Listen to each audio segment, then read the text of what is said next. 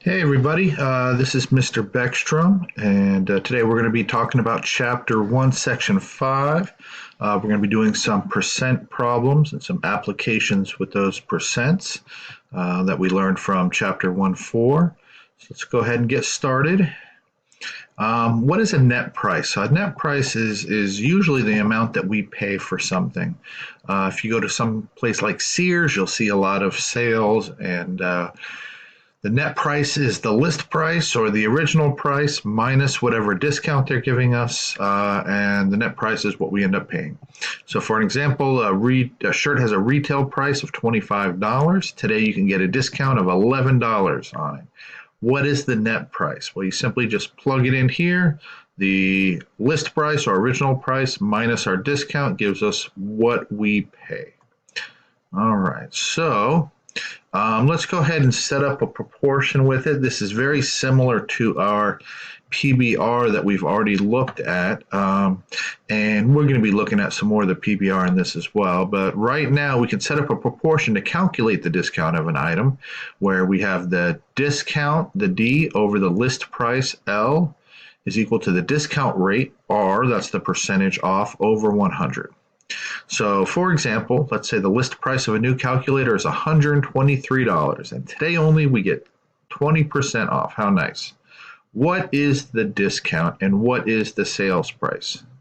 Well, try it out, see how far you can get, try to plug in the values, see if you can figure out where they go, and then we'll look at the next page.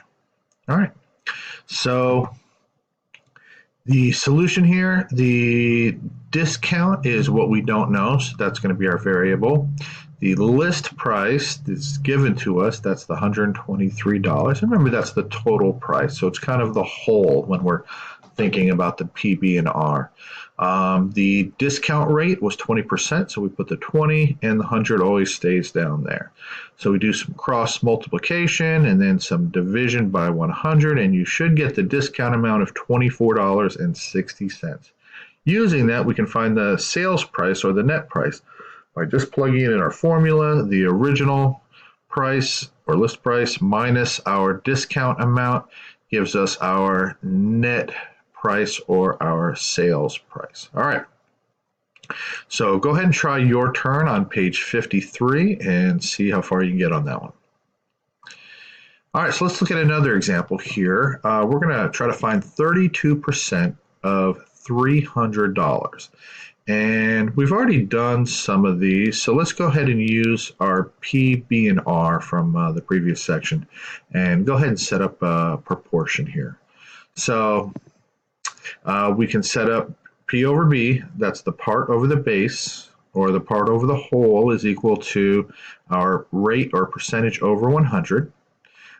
In this case, our P is equal to $96. And how do we find that out?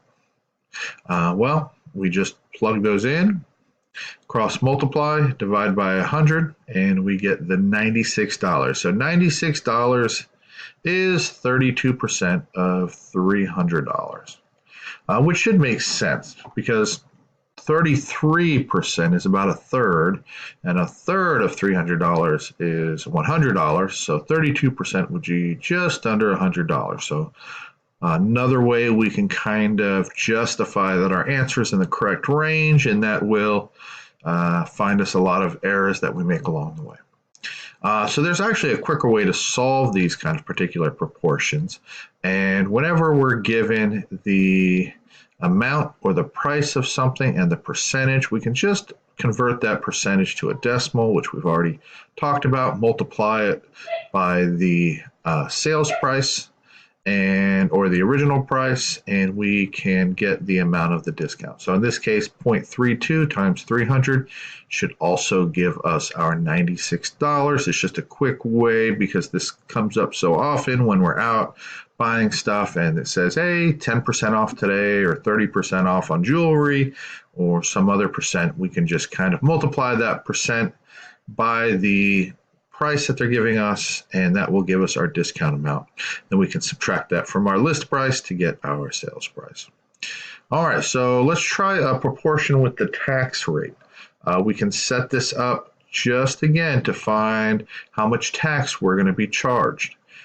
So this is the sales tax over the list price is equal to the tax rate over 100, where the total cost is the list price plus the sales tax. So really, first we need to find what the sales tax is, and then we need to add that to the list price.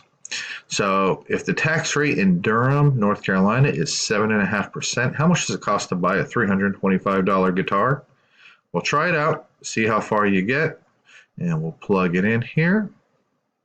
So we know the list price is $325. That's the amount of the guitar.